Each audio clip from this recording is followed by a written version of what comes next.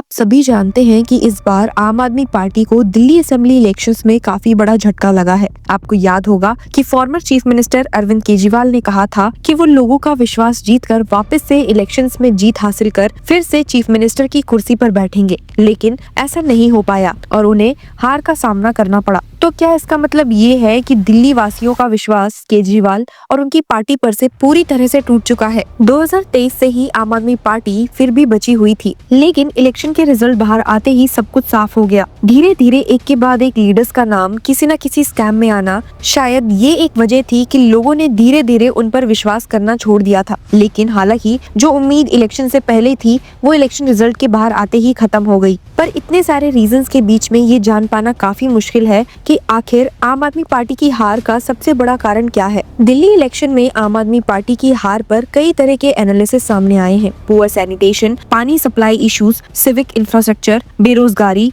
और swing voters को retain ना कर पाना कुछ बड़े कारण बताए जा रहे हैं। लेकिन एक इम्पोर्टेंट फैक्टर जिस पर ज्यादा ध्यान नहीं दिया गया वो है सुप्रीम कोर्ट का रोल। जी हाँ, आपने बिल्कुल सही सुना, सुप्रीम कोर्ट ऑफ इंडिया। क्या ये आम आदमी पार्टी की हार का जिम्मा सुप्रीम कोर्ट के सर पर है? लेकिन कैसे, आइए इस वीडियो में आगे जानते हैं। सभी जानते हैं कि आम आदमी पार्टी ने अपने 10 साल के शासन में एजुकेशन और पावर सेक्टर में सुधार किया, जिसका प्रूफ 2020 असेंबली इलेक्शंस 62/70 सीट्स और दिसंबर 2022 एमसीडी इलेक्शंस सबसे ज्यादा सीट्स में देखा गया। लेकिन सवाल ये है कि क्या आम आदमी पार्टी अपने प्रोमिसेस को निभाने में असमर्थ रही या फिर ऐसे सर्कमस्टांसेस क्रिएट कर दिए गए जिसमें उनका काम करना लगभग नामुमकिन हो गया था। क्रिटिक्स ने एनालाइज किया है कि आम आदमी पार्टी की मुसीबत सिर्फ लिकर पॉलिसी स्कैम से शुरू नहीं हुई थी। 2015 से ही एक इलेक्टेड गवर्नमेंट के रूप में उनकी पावर्स धीरे धीरे कम किए जा रहे थे। मई 2015 में union ministry of home affairs ने एक सर्कुलर जारी किया जिसमें दिल्ली के एलजी को सर्विसेज पर कंट्रोल दे दिया गया। ब्यूरोक्रेट्स हमेशा उसी के अंडर काम करते रहे जो उनके ट्रांसफर, अपॉइंटमेंट या पनिशमेंट का अधिकार रखता हो। जब केजरीवाल सरकार से ये पावर छीन ली गई, तभी से उनकी ब्यूरोक्रेसी के साथ लड़ाई चालू हो गई। दिल्ली हाई कोर्ट ने एलजी के फेवर में फैसला दिया और जब आम आदमी पार्टी ने सुप्रीम कोर्ट में अपील की तो 2 साल बाद जुलाई 2018 में एक 5 जज कॉन्स्टिट्यूशन बेंच ने एलजी के इंडिपेंडेंट डिसीजन मेकिंग पावर को डिनाई कर दिया और कहा कि वो इलेक्टेड सरकार के एडवाइस पर काम करने के लिए बाउंड है। लेकिन सर्विसेज का कंट्रोल किसके पास होगा, ये फैसला एक छोटी बेंच पर छोड़ दिया गया, जिसमें 7 महीने बाद स्प्लिट वर्डिक्ट आया। फिर हुआ जुडिशियल डिले। सुप्रीम कोर्ट ने 4 साल तक इस मैटर को ठंडे बस्ते में डाल दिया। अब इसके बाद क्रिटिक्स ने एनालाइज किया है कि इस डिले का सीधा इम्पैक्ट गवर्नेंस पर पड़ा है। 2015 आम आदमी पार्टी के कंट्रोल से एंटी करप्शन ब्यूरो छीन लिया गया, जिससे करप्ट ऑफिसर्स पर एक्शन लेना मुश्किल हो गया। 2016 में चिकनगुनिया आउटब्रेक हुआ, लेकिन कोई जिम्मेदारी नहीं ली गई। 2017 में आम आदमी पार्टी के मिनिस्टर्स मोहल्ला क्लिनिक स्कीम की फाइल्स को अप्रूव ना होने पर एलजी रेजिडेंस के बाहर धरना देने को मजबूर हो गए।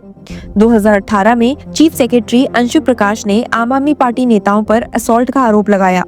ब्यूरोक्रेसी ने आम आदमी पार्टी सरकार की मीटिंग्स बॉयकॉट कर दिए और काम ठप हो गया। केजरीवाल फिर भी 2020 के इलेक्शंस जीतने में सफल रहे, लेकिन फिर भी क्रिटिक्स का मानना है कि ये लड़ाई हर लेवल पर चल रही थी। आपको याद होगा कि मई 2023 में 5 साल बाद चीफ जस्टिस डीवाई चंद्रचूड़ की लीडरशिप में 5 जज कॉन्स्टिट्यूशन बेंच ने आम आदमी पार्टी के फेवर में वर्डिक्ट दिया, जिसमें कहा गया, if a democratically elected government is not provided with the power to control the officers posted within its domain, then the principle underlying the triple chain of collective responsibility would become redundant. A democratically elected government can perform only when there is an awareness on the part of officers of the consequences which may ensue if they do not perform. Critics मानते हैं कि इस decision के बाद Delhi secretariat में काफी अफरा तफरी मच गई। जो ऑफिसर्स पहले आम आदमी पार्टी के मिनिस्टर से बात तक नहीं करते थे, वो उनके ऑफिस के बाहर घंटों तक वेट करने लगे।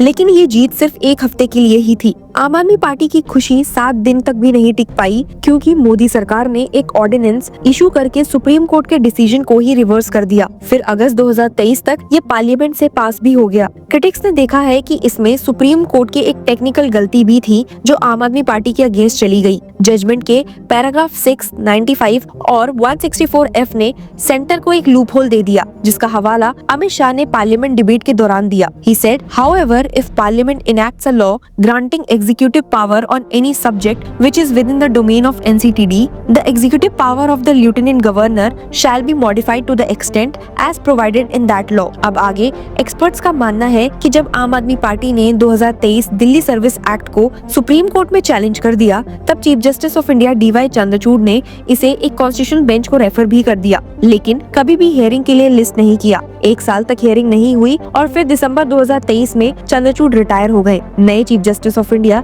संजीव खन्ना ने भी अब तक इस पर कोई इंटरेस्ट नहीं दिखाया है। जुडिशियल डिले का एक और रिजल्ट ये रहा है कि आम आदमी पार्टी के टॉप लीडर्स एक एक करके जेल में भेजे गए। 2021 और 22 एक्साइज पॉलिसी स्कैम के नाम पर CBI और ED ने आम आदमी पार्टी के ऊपर प्रॉब स्टार्ट कर दी। LG ने ब्लेटेंट करप्शन का आरोप लगाया और CBI ED का क्रैकडाउन शुरू हो गया। अरविंद केजरीवाल तक तो जेल भी चले गए और prevention of money laundering act के स्ट्रिक्ट बेल रूल्स की वजह से किसी भी लीडर को जल्दी बेल नहीं मिल सकती थी। आम आदमी पार्टी एक सेंट्रलाइज सिस्टम में एक वीक लीडरशिप का शिकार हो गई। क्रिटिक्स का कहना है कि पहले 2 साल यानी कि 2020 और 2021 पेंडेमिक में चले गए और बाकी का टेन्योर जेल और इन्वेस्टिगेशन में बीत गया। पब्लिक ने जब देखा कि गवर्नेंस सफर हो रही है, करप्शन एलिगेशंस भी चल रहे हैं, तो आम आदमी पार्टी की करप्शन फ्री इमेज भी डैमेज हो गई। शीश महल कंट्रोवर्सी ने इस परसेप्शन को और ज्यादा मजबूत कर दिया। जब आम आदमी पार्टी ने दिसंबर 2022 MCD इलेक्शन जीतकर बीजेपी को हटा दिया, तब LG ने 10 बीजेपी मेंबर्स को ऑल्डरमैन के रूप में नॉमिनेट कर दिया। ये स्टैंडिंग कमेटी के बैलेंस को बिगाड़ने की एक स्ट्रैटेजी थी।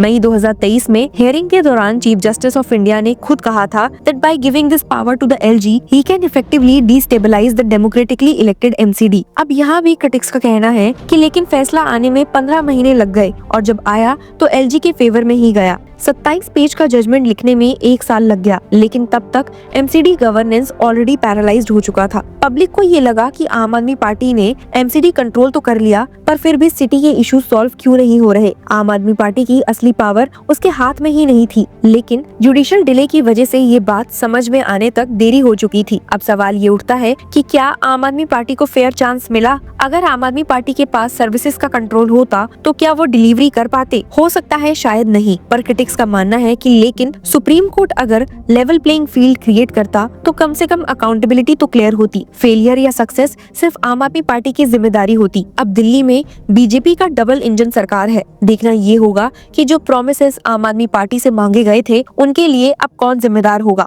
आप लोग क्रिटिक्स के इस व्यू को किस तरह से देखते हैं, हमें कमेंट सेक्शन में जरूर बताइए। And keep following Law Chakra। Hello law lovers and justice seekers, welcome to Law Chakra. हम आपके लिए लेकर आए हैं कुछ बहुत ही exclusive. Introducing Law Chakra prime membership, जो आपको देगा exclusive access like never before. बनिए लॉ चक्रा की प्राइम मेंबर और अनलॉक कीजिए full potential of legal knowledge. अभी ज्वाइन कीजिए।